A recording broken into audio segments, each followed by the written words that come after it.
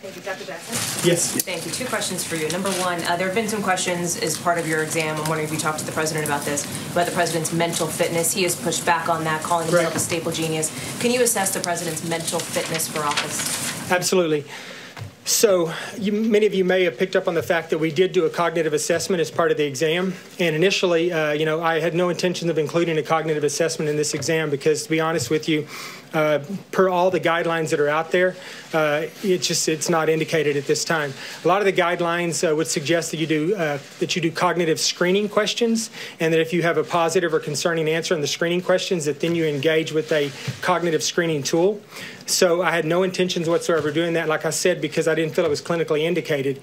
And part of the reason I didn't think it was clinically indicated is because I've spent almost every day in the president's presence since January 20, 2000, or last year.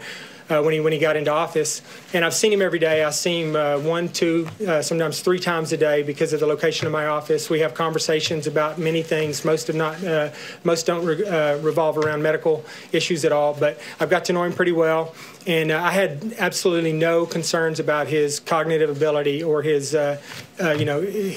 neurological function. So I was not going to do a cognitive exam. I had no intention of doing one. The reason that we did the cognitive assessment is plain and simple because the president asked me to do it.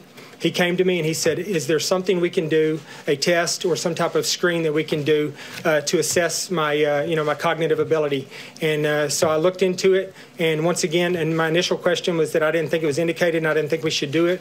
After looking at some of the guidelines, there are a few guidelines out there that lean in the direction of potentially doing it. The Medicare guidelines and some of the NIH, National Institute of Aging, they've indicated that it might be a good thing to start doing for most patients in the future. With that in mind, I went through and I looked at a variety of the cognitive assessments that were available. Most of them were very simple, very short, and I think that's the goal actually for primary care providers in doing this, is to keep it simple, keep it short.